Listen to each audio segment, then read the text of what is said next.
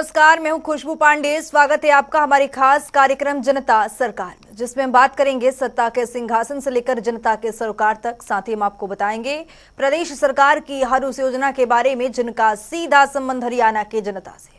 योजनाएं प्रदेश के विकास को नई गति प्रदान करेंगी और हरियाणा की जनता का चहुमुखी विकास भी करेंगी, ताकि प्रदेश की जनता तरक्की की राह पर आगे बढ़े और हरियाणा प्रदेश निरंतर उन्नति की नई ऊंचाइयों को छूता हुआ प्रगतिशील रहे।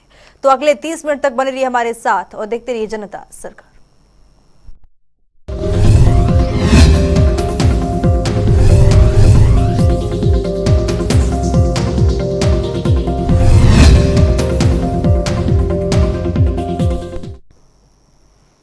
हरियाणा की मनोहर सरकार प्रदेश को बेहतर बनाने के लिए अपने 8 साल के कार्यकाल में कई महत्वपूर्ण कार्य किए हैं। मुख्यमंत्री मनोहर लाल जनता के बीच जाकर उनकी समस्याओं को सुनकर मौके पर उसका निपटान भी कर रहे हैं और फिर जनता से विकास कार्यों का जायजा भी ले रहे हैं। देखिए हमारी एक खास रिपोर्ट।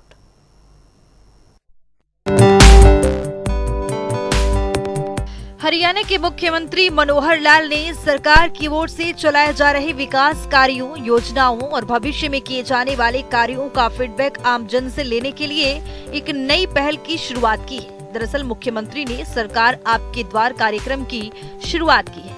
इसी कड़ी में मुख्यमंत्री मनोहर लाल ने लोकसभा क्षेत्रों के विधानसभा वार प्रबुद्ध व्यक्तियों से धरातल पर हो रहे कार्यों की सीधी जानकारी लेने की भी शुरुआत कर दी है। अभी तक 6 लोकसभा क्षेत्रों के जनप्रतिनिधियों और प्रबुद्ध व्यक्तियों के साथ मुख्यमंत्री ने बैठकें कर एक ही छत के नीचे मुख्यमंत्री कार्यालय से जुड़े उच्च अधिकारियों से लेकर विभिन्न विभागों के प्रशासनिक सचिवों के साथ जन समस्याओं पर ही निवारण किया है। तो वहीं मुख्यमंत्री मनोहर लाल ने करनाल लोकसभा क्षेत्र के जनप्रतिनिधियों और प्रबुद्ध व्यक्तियों के साथ बैठक की, जिसको लेकर अभी तक मुख्यमंत्री 54 विधानसभा क्षेत्र को कवर कर चुके हैं और जुलाई के अंत तक सभी 90 विधानसभा क्षेत्रों को कवर करने का कार्यक्रम रखा गया है। इसके साथ ही बैठक में मुख्यमंत्री मनोहर लाल ने बताया कि प्रबुद्ध व्यक्ति और अधिकारी सरकार की टीम है और जनता के साथ साथ सरकार के मध्य एक पुल का काम करते हैं। उन्होंने कहा कि बीते दिनों हुई वर्षा के कारण फील्ड में कार्यक्रम नहीं हो सके। ये एक प्राकृतिक आपदा थी। सरकार ने एनडीआरएफ, एसडीआरएफ, सेना, पुलिस और एनजीओ के साथ मिलकर बाढ़ग्रस्त इलाकों में राहत कार्य मुस्तैदी से किया है। मुख्यमंत्री ने ये भी बताया कि प्रबुद्ध व्यक्तियों को ऐसी आपदा स्थिति में प्रशासन का सहयोग करना चाहिए और जनहित में कार्य करना चाहिए। बैठक में मुख्यमंत्री मनोहर लाल ने बताया कि आमतौर पर फील्ड में ये शंका बनी रहती है कि चंडीगढ़ मुख्यालय में अधिकारी फाइल देरी से क्लियर करते हैं, पर अब ऐसा नहीं होगा। मुख्यमंत्री ने कहा कि अब सीएमओ में आए हर कागज की तहकीकात होती है और कोई कागज बिना पढ़े नहीं रहता। इतना ही नहीं, कागज भेजने वाले को उसकी मांग और समस्या के बारे में सूचित भी किया जाता है। मुख्यमंत्री ने बैठक में आए प्रबुद्ध व्यक्तियों से अनुभव पूछे तो कुछ नई चीजें सामने आई, जिसमें से इंद्री के विधायक रामकुमार कश्यप का कहना था कि ऐसी बैठकें कम से कम 3 महीने में एक बार अवश्य होनी चाहिए, जिसको लेकर मुख्यमंत्री मनोहर लाल ने कहा कि जनप्रतिनिधि और प्रबुद्ध व्यक्ति सरकार की योजनाओं के साथ साथ सेवाओं की जानकारी आमजन तक पहुंचाएं, ताकि वे अधिक से अधिक योजनाओं का लाभ उठा सके। साथ ही उन्होंने बताया कि राज्य सरकार ने परिवार पहचान पत्र के जरिए एक ऐसी व्यवस्था बनाई है जिससे पात्र नागरिकों को सबसे पहले योजनाओं का लाभ मिल रहा है। वहीं इस बैठक में स्कूल शिक्षा विभाग के अधिकारियों ने बताया कि हर स्कूल में जहां 100 तक विद्यार्थी हैं, उन स्कूलों में ग्रुप डी का एक पद अवश्य भरा जाएगा और कर्मचारियों को भी फुल टाइम रखने की स्वीकृति दी गई है। साथ ही HKRN के माध्यम से भी ग्रुप डी के पद भरे जाएंगे। बैठक में बताया गया कि वृद्धावस्था सम्मान भत्ता योजना की राशि का भुगतान अब आधार बेस्ड पेमेंट सिस्टम से होगा। बैठक में विधायक हरविंदर कल्याण, महिपाल डांडा, धर्मपाल गुंदर, रामकुमार कश्यप, प्रमोद वीश, करनाल की मेयर रेणु बाला, पूर्व विधायक बख्शीश सिंह विर्क सहित कई वरिष्ठ अधिकारी उपस्थित रहे। जनता टीवी के लिए पवन सिवर की रिपोर्ट।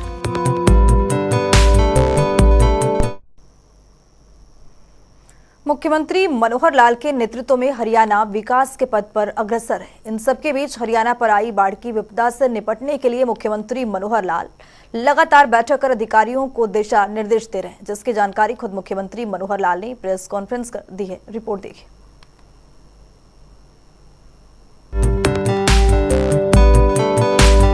हरियाणा वो प्रदेश जिसकी गिनती देश के अग्रणी राज्यों में की जाती है। हरियाणा की वो छवि देश के विकसित राज्यों के रूप में उभर रही है। यहाँ के मुख्यमंत्री मनोहर लाल प्रदेश की जनता के हित में कई महत्वपूर्ण फैसले लेते रहते हैं। मुख्यमंत्री मनोहर लाल ने कहा कि 8 से 12 जुलाई के दौरान राज्य में 110 मिलीमीटर वर्षा हुई, जो कि सामान्य से 28.4 मिलीमीटर का 387% है। हरियाणा के अधिकांश भागों के साथ साथ पड़ोसी राज्यों हिमाचल प्रदेश, उत्तराखंड और पंजाब में भी अत्यधिक भारी वर्षा हुई है। इससे राज्य में बाढ़ जैसी स्थिति पैदा हो गई है और सामान्य स्थिति बिगड़ गई है। जनजीवन अस्त व्यस्त हो गया है। पिछली 11 तारीख को प्रदेश में अचानक जो वर्षा की अधिकता और फिर पहाड़ों से जो पानी आया, एक बाढ़ की स्थिति बनी।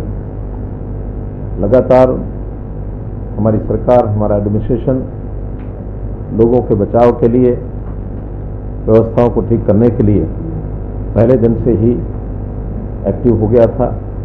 पूर्व तैयारियों में वैसे हम बाढ़ राहत की जो हमारे रेगुलर मीटिंग्स होती हैं बाढ़ के रोकथाम के नाते से, जैसे मैंने पहले ही बताया कि हम हर वर्ष 2 बार ये मीटिंग करते हैं, एक बार जनवरी में और एक बार मई में, जबकि पूर्व के वर्षों में केवल एक बार मई के अंदर मीटिंग होती थी। लेकिन हम उसको पूर्व एक प्रकार से अनुमान के हिसाब से, या जहाँ कहीं पिछले काम करने की आवश्यकता लगती है तो हमने जो शीघ्र जल्दी करने के काम, छोटे काम हैं, आने वाले समय में बाढ़ से प्रभावित वो इलाका ना हो सके, तो शॉर्ट टर्म काम वो हम जनवरी में जब शुरू करते हैं मई जून तक पूरे हो जाते हैं। कुछ काम दीर्घकालिक होते हैं, वो फिर अगले वर्ष के अंदर जाकर के पूरे होते हैं। मई में इसका आंकलन भी करते हैं, कितने काम हो गए, कितने रह गए। पर्याप्त हमारी व्यवस्थाएं ठीक थी, लेकिन चूंकि पानी जिस कदर और जिस मात्रा में आया उसका अनुमान लगाना कई बार कठिन होता है। अगर मैं आंकड़ों से बताऊं तो 8 जुलाई और 12 जुलाई के बीच ये जो 5 दिन का अवसर वक्फा है, इस 5 दिन में सामान्य तौर पर जो रेगुलर पिछले आंकड़े हैं 28.4 मिलीमीटर वर्षा होती है, लेकिन इस बार ये 110 मिलीमीटर, पूरे राज्य की बात बता रहा हूँ, 110 मिलीमीटर वर्षा हुई, जो लगभग 400% बन जाती है, यानी पिछला उसके ऊपर 300% अधिक। और अगर इन 4 जिलों के विशेष तौर पर अगर बात करता हूँ, यमुनानगर, कुरुक्षेत्र, पंचकुला और अंबाला, यमुनानगर में 32.8 mm होती है, 122 mm हुई। कुरुक्षेत्र में 32.9 mm होती है, 300.8 mm हुई, अर्थात 9 गुना। पंचकुला में 53 mm होती है, 422.8 mm हुई। अंबाला में 58.5 mm होती है, 359 mm हुई। कहीं भी इन 4 जिलों में 8 गुना, 9 गुना, 10 गुना ये वर्षा हुई। कुल मिला के इसके कारण से प्रभाव हुआ।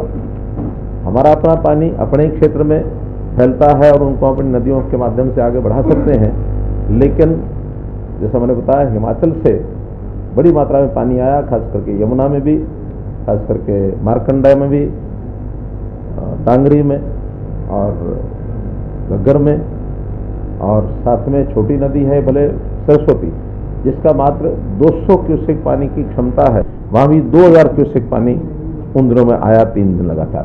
तो इस पानी के कारण से बाढ़ जैसी स्थिति बनी। 12 जिले हमने और बाढ़ प्रभावित घोषित किए हैं। वो 12 जिले हैं पंचकुला, अंबाला, करनाल, कैथल, कुरुक्षेत्र, पानीपत, सोनीपत, सिरसा, फतेहाबाद और यमुनानगर। ये सब 12 जिले, जिसके अंदर कुल मिलाकर जिन गांवों में पानी भरा है बाढ़ का 1353 गांव और 6 MCs, जिसमें 3 तो पूर्ण रूप से अंबाला शहर, अंबाला छावनी और बराड़ा, 3 आंशिक रूप से, थोड़ा एरिया पंचकुला का भी एक आध बाढ़ में पानी आया है, कुछ बस्तियों में कुरुक्षेत्र में आया है, कुछ बस्तियों में शाहबाद में आया है। तो से 6 म्यूनिसिपैलिटीज भी इससे प्रभावित हुई है। हम लोगों ने बचाव के कार्य के नाते से जो आंकड़े अभी तक हमारे पास आए हैं, इन सब गांव में तुरंत जिला एडमिनिस्ट्रेशन के लोग वो पहुंचे, जहां एसडीआरएफ की, एनडीआरएफ की आवश्यकता थी वो हमने भिजवाई। सेना के लोग वहां गए, स्थानीय जितनी शक्ति थी वो सब लगी हुई है। हमारी पुलिस भी, सामान्य जो पुलिस के काम होते हैं उसके अतिरिक्त बचाव कार्यों में, सेवा कार्यों में वो भी लगे। इसके साथ ही मुख्यमंत्री ने ये भी बताया कि बाढ़ प्रभावित क्षेत्रों से लगभग 6,477 व्यक्तियों को निकाला गया है और 41 राहत कैंप आयोजित किए गए हैं। वहीं सिरसा और फतेहाबाद को छोड़कर लगभग सभी जिलों से पानी उतर गया है।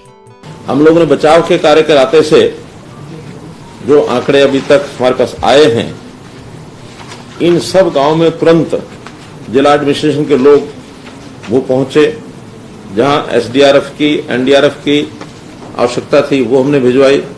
सेना के लोग वहां गए, स्थानीय जितनी शक्ति थी वो सब लगी ही है। हमारी पुलिस भी, सामान्य जो पुलिस के काम होते हैं उसके अतिरिक्त बचाव कार्यों में, सेवा कार्यों में वो भी लगे। कुल मिलाकर 41 राहत शिविर लगाए गए, जिसमें 6,629 लोग वहां पहुंचे। कुल आज भी 1,774 लोग अभी उन कैंपों में रह रहे हैं, शेष अपने घरों को वापस चले गए हैं। ऐसे सब शिविरों में हमारे स्वास्थ्य विभाग ने भी इलाज के लिए शिविर लगाए। 147 गांव में फॉगिंग कराई गई है, 2500 ओआरएस पैकेट दिए गए हैं और जिन लोगों का छोटी मोटी बीमारी के कारण से इलाज हुआ, ऐसे 37,500 लोगों का इलाज हुआ। जहां तक क्षति का अनुमान है, अभी तक आंकड़े निरंतर जुटाए जा रहे हैं, फिर भी मोटे रूप से 35 लोगों की अभी जानकारी, जो पुख्ता जानकारी मिली है कि जिनकी मृत्यु हो गई, जो इस स्थिति में अपनी जान गंवा बैठे। ऐसे ही घायलों की संख्या पूरी एकदम एग्जैक्ट नहीं है, लेकिन फिर भी कुछ लोग घायल हैं, कुछ हॉस्पिटलाइज्ड हैं। सब जिलों में स्थिति तो सामान्य हुई है, पानी उतर गया है, लेकिन अभी 2 जिले इस समय भी प्रभावित है, फतेहाबाद और सिरसा, जहां पानी अभी एक सीमा से अधिक अभी भी चल रहा है। क्योंकि घग्गर के पानी का जितना बहाव राजस्थान की तरफ हो जाना चाहिए उतना नहीं हो रहा है। वहां के पैसेज भी उतरे, आगे जाके नदी नहीं रहती, वो फिर पानी फैलता है और फैलाव के कारण से पानी का जो खिंचाव बनता है आगे की तरफ, वो नहीं बना है। धीरे धीरे वो पानी उतर रहा है। मुख्यमंत्री ने बताया कि पशुओं की देखभाल के लिए भी विशेष कैंप लगाया गया है। इन कैंपों में पानी की आपूर्ति और दवाओं सहित चारा के लिए प्रावधान किया गया है। बड़े जानवरों के लिए जहां 80 रुपए प्रतिदिन की दर से सहायता प्रदान की जा रही है, तो वहीं छोटे जानवरों के लिए 45 रुपए प्रतिदिन की दर से सहायता प्रदान की जा रही है। मकान जो अभी तक आंकड़ा मिला है, 125 मकान गिर गए हैं, एक प्रकार से पूर्ण रूप से क्षतिग्रस्त हुए हैं। 615 मकानों को आंशिक नुकसान ये पहुंचा है। इस प्रकार से यह आंकड़ा है। पशुओं में लगभग 50 गाय और भैंस, ऐसे ही 50 भेड़ बकरी, 872 सुअर और 2500 मुर्गियां अभी तक रिपोर्ट जो हुई है इनकी डेथ हुई है। मुख्यमंत्री मनोहर लाल ने बताया कि बाढ़ से फसल को भी नुकसान पहुंचा है, लेकिन कितना नुकसान हुआ है उसका आकलन जुलाई महीने के बाद किया जाएगा, क्योंकि 31 जुलाई तक कुछ फसलों की बिजाई दोबारा से की जा सकती है। जिन इलाकों में पानी नहीं उतर पाएगा उसके लिए अलग से विचार किया जाएगा, लेकिन हमारे जो पहले से प्रावधान है मुआवजा देने के, वो 15,000 रुपए प्रति एकड़ की दर से 100% नुकसान के लिए उस दर से मुआवजा दिया जाएगा।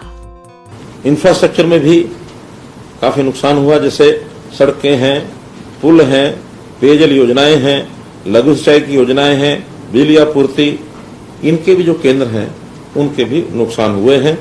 उसमें बहाल कार्य, उनके सारी सर्विसेज को बहाल करने के लिए प्रशासनिक सचिवों को हमने इन सब जिलों में एक्टिव किया है। एक एक हमारे प्रशासनिक सचिव पहले से उन जिलों में जाते हैं, लेकिन इस आपदा के समय सबको निर्देश दिया गया कि इन जिलों में जाकर के इन सब चीजों का ध्यान रखें, डिप्टी कमिश्नर्स के सहयोग करें और उसमें सारी चीज स्पीडली हो जाए। इनकी मरम्मत के लिए हमने एससी की अध्यक्षता में कमेटियां गठित कर दी हैं। सड़कों की मरम्मत के लिए वो अपने लेवल पर 10 लाख से 1 करोड़ रुपए तक का कोई भी काम है उसको करा सकेंगे और 1 करोड़ से ऊपर के सब काम इंजीनियरिंग वर्क्स पोर्टल जो बनाया गया है उसके ऊपर लोड कराएंगे और वहां भी स्पेशल एक टेंडर निकाल करके 7 दिन के अंदर अंदर ऐसे सब कामों को कराने का प्रयत्न किया जाएगा। इतना ही नहीं, मुख्यमंत्री मनोहर लाल ने ये भी बताया कि प्रदेश में बारिश और बाढ़ के कारण 35 लोगों की मौत हुई है। मौत होने पर लोगों के परिवारों को डिजास्टर फंड में से 4 लाख रुपए प्रति व्यक्ति मुआवजा दिया जाएगा। अंगों की हानि के लिए अगर दिव्यांगता 40 से 60% है तो प्रति व्यक्ति 74,000 रुपए, अगर दिव्यांगता 60% से अधिक है तो प्रति व्यक्ति 2,50,000 रुपए दिए जाएंगे। इसके अलावा दुधारू पशुओं के लिए भी फंड के प्रावधान अनुसार सहायता दी जाएगी। पशुओं के लिए भी अलग से जैसे रेट्स डिजास्टर प्रबंधक जो हमारा डिजास्टर फंड है उसमें 4 लाख रुपया जिस व्यक्ति की मृत्यु होती है, ऐसे दिव्यांगता में भी 40 से 60% दिव्यांगता 74,000 रुपए, 60 से अधिक होने पर 2.5 लाख रुपए। दुधारू पशु जो हैं उनमें भैंस, गाय, ऊंट आदि 37,500 रुपए, भेड़, बकरी, सुअर 4,000 रुपए, ढुलाई वाले पशु ऊंट, घोड़ा, बैल 32,000 रुपए, बछड़ा, गधा, टट्टू, खच्चर, बछिया 20,000 रुपए, मुर्गी 100 रुपया। तो इस प्रकार से रेट्स अलग अलग तय हैं। जितना क्लेम कोई क्षतिपूर्ति पोर्टल में यह डलना शुरू हो जाएगा और उसके बाद हमारी डिप्टी कमिश्नर की जो टीम है उसको जो भी सर्वे कराएंगे, करवा के जैसे जैसे क्लियर करते जाएंगे। ये पोर्टल 1 महीने तक खुला रहेगा इस बाढ़ प्रभावित जो नुकसान हो उसके लिए, और हर सप्ताह उसमें जो कुछ जानकारी मिलेगी उसका सर्वे करने के बाद कमेटी उसका अप्रूव करेगी। हर सप्ताह जो आएगा वो मुआवजा साथ हो जाता जाएगा। इस अवसर पर मुख्य सचिव संजीव कौशल, मुख्यमंत्री के मुख्य प्रधान सचिव DS ढेसी, राजस्व राजेश खुलन, वित्त विभाग के अतिरिक्त मुख्य सचिव अनुराग रस्तोगी समेत कई अधिकारी मौजूद रहे। जनता टीवी के लिए चंडीगढ़ से पवन सिवर की रिपोर्ट। तो चलिए अब खबरों में आगे बढ़ते हैं। मुख्यमंत्री मनोहर लाल के नेतृत्व में हरियाणा की युवा कई नई उपलब्धियां हासिल कर रहे हैं। दरअसल 2023 में पैरा एथलेटिक्स चैंपियनशिप में भारतीय एथलीटों ने भारत के नाम कई पदक हासिल किए हैं, जिसको लेकर मुख्यमंत्री मनोहर लाल ने ट्वीट कर उनको शुभकामनाएं दी है। तो चलिए देखते हैं मुख्यमंत्री ने अपने ट्वीट में क्या कुछ लिखा है। मुख्यमंत्री ने अपने ट्वीट में लिखा है, 2023 पैरा एथलेटिक्स चैंपियनशिप में भारतीय एथलीटों की अविश्वसनीय उपलब्धि पर उन्हें ढेर सारी बधाई और शुभकामनाएं। आप सभी ने मेहनत, लगन और उत्कृष्ट खेल कौशल के दम पर देश के लिए कई पदक जीते। प्रत्येक देशवासी को आप पर गर्व है। ये मुख्यमंत्री की ओर से ट्वीट किया गया है और युवाओं को नजर आए मुख्यमंत्री। तो वहीं हरियाणा के मुख्यमंत्री ने आकांक्षी जिला नूंह के विकास कार्यों के लिए एक बड़ी घोषणा की है, ताकि प्रदेश एक नई ऊंचाइयों को छू सके और प्रदेश प्रगति की राह पर अग्रसर हो सके। तो चलिए ग्राफिक्स पर नजर डालते हैं। मुख्यमंत्री ने आकांक्षी जिला नूंह के विकास कार्यों के लिए बड़ी घोषणा की है। नूंह विधानसभा क्षेत्र 306 करोड़ की 66 गाँव के लिए 4 नई पेयजल परियोजना यहां पर शुरू की है। फिरोजपुर जिले का 80 गांव में पेयजल क्षमता 55 LCPD बढ़ाकर की जाएगी 70 LCPD। तो मुख्यमंत्री मनोहर लाल के नेतृत्व में प्रदेश एक नई ऊंचाइयों को छू रहा है। प्रदेश के मुखिया मनोहर लाल गरीब जरूरतमंदों के विकास की ओर कई बड़े और कड़े कार्य कर रहे हैं। विकास की दिशा में मुख्यमंत्री प्रदेश को भी कई बड़ी सौगात दे रहे हैं। तो चलिए अब जान लेते हैं आज के सवाल का विजेता कौन है।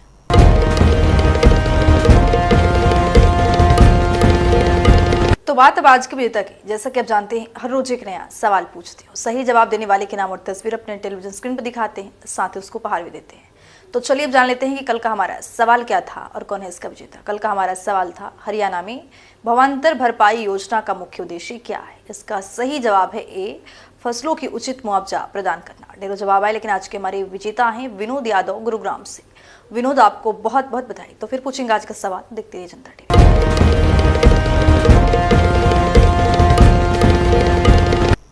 तो वक्त हो गया है आज की मुलाकात का। आज की मुलाकात में हम हर दिन नए शख्सियत से आपको रूबरू कराते हैं, उनकी कार्यप्रणाली पर बारीकी से नजर डालते हैं, जानते हैं तमाम योजनाएं जो बनी है हरियाणा की जनता के लिए। तो ऐसे ही शख्सियत जनता टीवी ने खास बातचीत की है। इनका नाम है जयपाल सिंह हुड्डा, जो कि पानीपत से जिला कल्याण अधिकारी के पद पर काबिज हैं। सुनिए।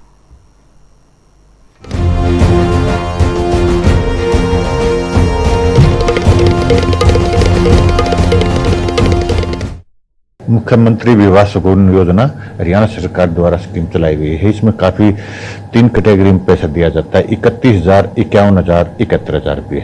SC BPL को 71,000 रुपये और विधवा या अनाथ की बेटी है उसको 51,000 रुपये और BC जनरल बैकवर्ड क्लास और सामान्य वर्ग को 31,000 रुपये राशि दी जाती है विभाग द्वारा। पानीपत डिस्ट्रिक्ट में इस ईयर क्या नाम है 2023 में हमारे 275 लाभार्थियों को लाभ दिया गया है। बाकी जैसे ही क्या नाम है अप्लाई करते हैं, किसी भी अटल सेवा केंद्र से अप्लाई कर सकते हैं। अगर शादी से पहले अप्लाई करते हैं तो सरकार की ये चाहती है अगर उसको शादी तक पैसा मिले, शादी तक पैसा मिले। आजकल सरकार ने ये है अगर उनका रजिस्ट्रेशन करना अनिवार्य है। रजिस्ट्रेशन करने के बाद अप्लाई कर सकता है। उसके बाद अप्लाई करते हैं जल्द ही उसको राशि डलवाई जाए।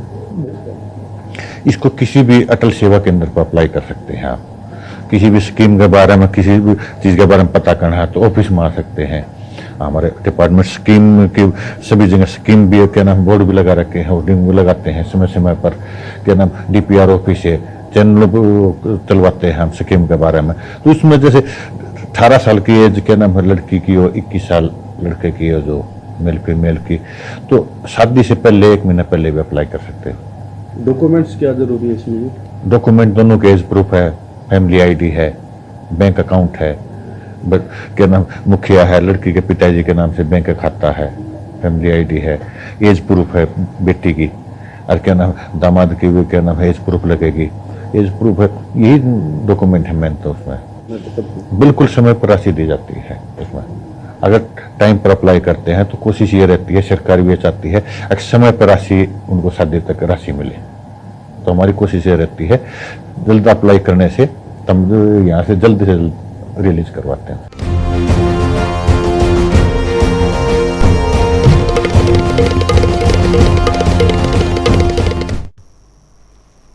तो वक्त हो गया है आज के सवाल का। तो चलिए अब जान लेते हैं आज के सवाल में क्या कुछ है।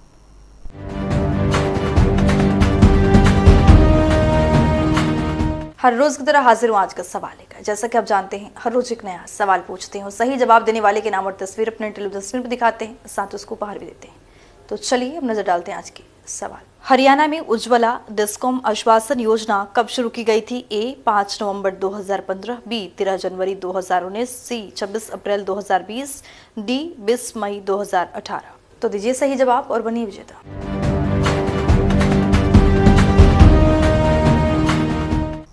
तो इस खास पेशकश के जरिए हमारा उद्देश्य है मनोहर सरकार के मनोरथ को जनता तक पहुंचाना, ताकि प्रदेशवासियों को हरियाणा सरकार की हर योजना का लाभ मिल सके। क्योंकि जब प्रदेश की जनता खुशहाल होगी तभी प्रदेश विकास के पथ पर तेजी से दौड़ सकेगा। हमारे खास कार्यक्रम जनता सरकार में आज के लिए इतना ही। नमस्कार।